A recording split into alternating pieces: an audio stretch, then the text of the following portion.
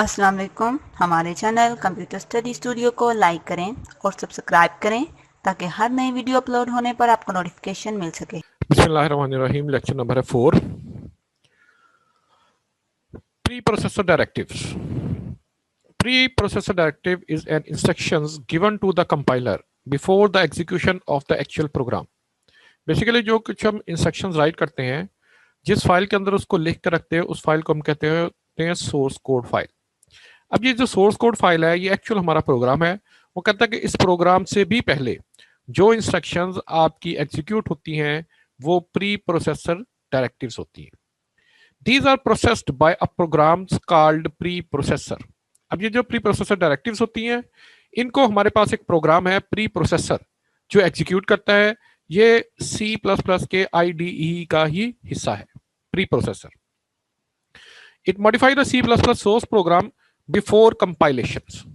अब देखिए, actual programme जो हमने लिखा हुआ है, जिसको हम सोर्स कोड प्रोग्राम का नाम देते हैं, वो कहता है कि इस सोर्स कोड फाइल को कंपाइल करने से पहले ये ऑटोमेटिकली मॉडिफाई करता है। Pre processor the pre processor directive start with hash symbols, the keyword include and header files. अब प्री प्रोसेसर डायरेक्टिव 3 पार्ट्स पर मुश्तमिल है। पहला हिस्सा इसका कहलाता है हैश, जिसको आप नंबर साइन भी कहते हैं। इसके बाद कीवर्ड हम लिखते हैं इंक्लूड, ये आपने स्मॉल लेटर में लिखना है, एंड हेडर फाइल्स, और एक हेडर फाइल्स का नाम एंगुलर ब्रैकेट्स के अंदर हम लिखेंगे। These are written at the start of the program. और ये जितनी भी प्री प्रोसेसर डायरेक्टिव्स होती हैं, ये प्रोग्राम के स्टार्ट पे पहली लाइन पे हम लिखते हैं। जैसे एग्जांपल हमारे पास है हैश इंक्लूड, एंगुलर ब्रैकेट के अंदर आप लिखते हैं iostream, input output stream file. The statement tells the compiler to include the file iostream.h in source program before compiling it। अभी ये कहता है कि ये जो इंस्ट्रक्शन हमने यहाँ पे राइट की है, ये प्री प्रोसेसर के लिए डायरेक्टिव है कि इस फाइल को, जिसका नाम है iostream.h, इसको सोर्स कोड प्रोग्राम का हिस्सा बना दे, उसमें शामिल कर दे। हेडर फाइल्स है C++ source file that contain the definition of library function or objective। Source file ये भी आपके पास इंस्ट्रक्शंस पर ही मुश्तमिल होती है, हेडर फाइल्स। लेकिन ये हेडर फाइल हमने खुद नहीं बनाई होती, ये जिन्होंने C++ का प्रोग्राम डेवलप किया हुआ है, उन्होंने ये हेडर फाइलें पहले से बना के रखी हैं। कहता है ये भी आपके पास जो हेडर फाइल्स है, ये सोर्स कोड फाइल है, इसमें भी आपके पास इजी इंग्लिश सेंटेंसेस में इंस्ट्रक्शन ही लिखी होती है। Each header file contain different types of pre defined function. Each header file, वो कहता है कि हर फाइल के अंदर एक या एक से जायद प्री डिफाइंड, पहले से डिफाइन किए गए फंक्शन है, इनकी प्रोग्रामिंग उन्होंने राइट करके रखी हुई है। Many header files can be included in one program. एक प्रोग्राम है, उसमें आप एक फाइल को इंक्लूड कर ले या एक से जायद फाइल्स को इंक्लूड कर ले, ये आपकी डिपेंड करता है। The extension of the header file is .h। हमें पता कैसे चलता है कि ये हमारे पास हेडर फाइल है? वो कहता है कि इस फाइल की एक्सटेंशन .h होगी।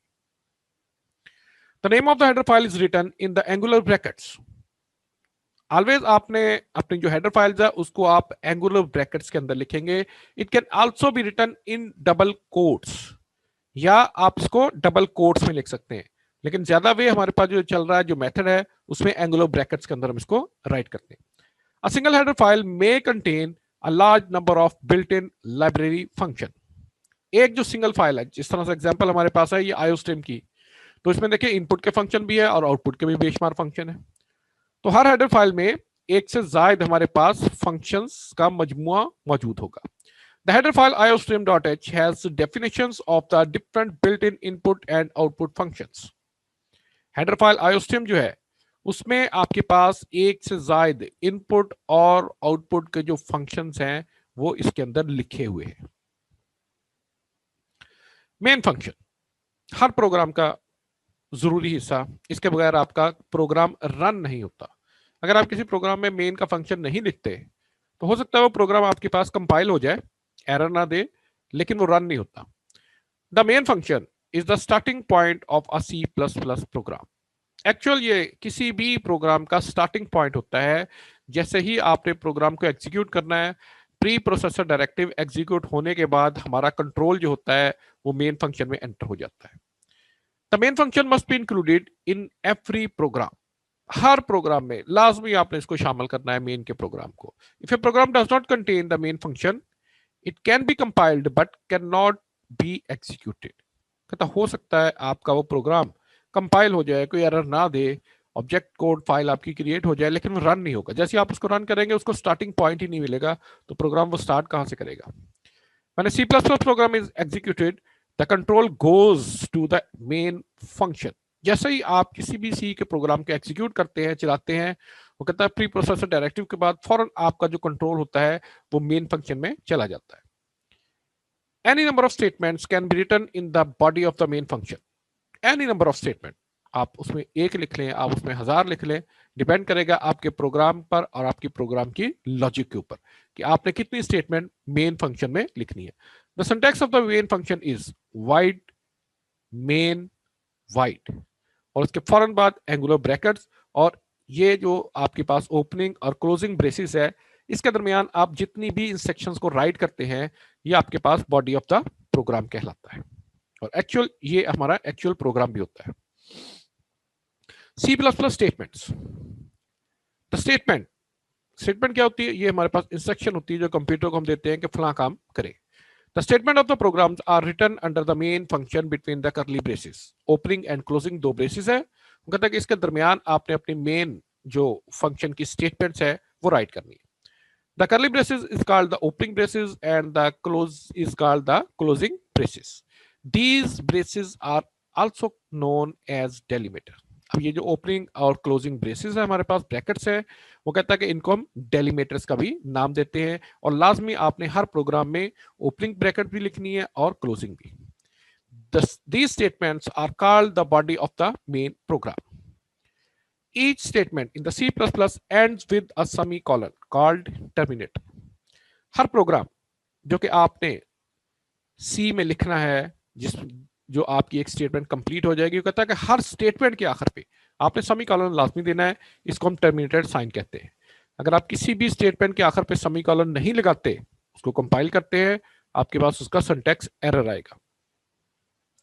Computer perform these instructions one by one in the same sequence in which these instructions are written. अब कंप्यूटर क्या करता है? इन तमाम इंस्ट्रक्शन को वन बाय वन, एक के बाद एक इंस्ट्रक्शंस को एग्जीक्यूट करता है, उसी तरतीब से जिस तरतीब से आपने अपने सोर्स कोड फाइल के अंदर उनको लिखा था। Keywords. In C++, keyword is a word that has a predefined meaning and purpose. Predefined meaning, इनका काम पहले से डिफाइन कर दिया गया होता है। कीवर्ड्स का इन्होंने क्या करना है और किस मकसद के लिए ये बनाए गए। हम इनके काम को रीडिफाइन नहीं कर सकते। कीवर्ड्स के कमांड जो होती है, the meanings and the purpose of a keyword is defined by the developer of the language. अब वो कहता है कि इसके जो पर्पस है किसने डिफाइन किया है? जिसने कहता सी लैंग्वेज को डेवलप किया है, जिसने उसको बनाया है, उसने इन कीवर्ड के प्री डिफाइंड मीनिंग भी इसमें रख दिए। It cannot be changed or redefined by the users. Users programmer, वो कहता है कि हम इनके मीनिंग को चेंज नहीं कर सकते, ना इनके काम को रीडिफाइन कर सकते। The keywords can be used for the same purpose for which it is defined. जिस मकसद के लिए ये कीवर्ड बनाया गया है, ये सिर्फ उसी मकसद के लिए इस्तेमाल में लाया जाएगा। Keywords are also called reserve word, इसीलिए फिर हम इनको रिजर्व वर्ड कहते हैं, क्योंकि इनका काम पहले से डिफाइन कर दिया गया है, हम इनको रीडिफाइन नहीं कर सकते, so these are called the reserve word. The keywords cannot be used as a variable name.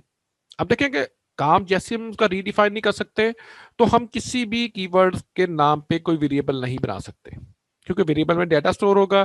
तो अगर आपने देखे एक सी आउट हमारे पास एक फंक्शन है, तो इसका पहले से मीनिंग डिफाइन है, इसने क्या करना है, आप इस नाम पे कोई वेरिएबल नहीं बना सकते। The total number of keyword is 63। C++ के अंदर 63 हमारे पास जो कीवर्ड्स हैं जिनको हम मुख्तलिफ पर्पस के लिए इस्तेमाल करते हैं, और इन तमाम को एज ए वेरिएबल नेम हम इस्तेमाल नहीं कर सकते। Token, a token is a language element part, उसका एक हिस्सा है, that is used to form a statement. अब इसका मकसद क्या है, काम करने का तरीका क्या है? इसने एक स्टेटमेंट आपकी कंप्लीट करनी है, एक से ज्यादा टोकन मिलकर एक स्टेटमेंट हमारी कंप्लीट करते हैं। Different types of tokens are as follow. Keywords, keywords क्या होती है, कहते हैं कमांड्स है। आइडेंटिफायर्स, नेम है, जो वेरिएबल्स को देंगे, कांस्टेंट को देंगे, फंक्शन को देंगे, लेबल्स को देंगे, वो हमारे आइडेंटिफायर्स होते हैं। Operators, symbol that perform some action, plus है, माइनस है, मल्टीप्लाई, आप कोई सिंबल इस्तेमाल करते हैं तो वो क्या काम करेगा। Punctuators, use to separate two tokens, दो टोकन को एक दूसरे से अलग करने के लिए डिफरेंट हम पंक्चुएटर्स इस्तेमाल करते हैं। White spaces, these are used in program to increase the readability। Readability, program पढ़ने में थोड़ी सी हमें आसानी होती है। देखिए मैंने एक लाइन में एक प्रोग्राम लिखा, सारा प्रोग्राम एक ही लाइन में लिख दिया, पढ़ना थोड़ा सा मुश्किल हो जाता है। उसी प्रोग्राम को आप 2-3 लाइनों के अंदर टैब वगैरह देकर लिखेंगे तो आपके लिए पढ़ना थोड़ा सा आसान हो जाता है। Different types of white spaces like the space, tab and the carriage return etcetera.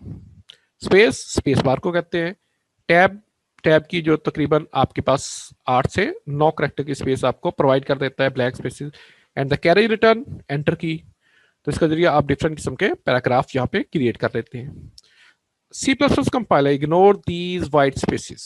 अब देखें, कहता है कि जितनी भी आप किसी भी सोर्स कोड प्रोग्राम के अंदर वाइट स्पेसेस को इस्तेमाल कर लेते हैं, उससे आपकी फाइल का साइज इंक्रीज नहीं होता।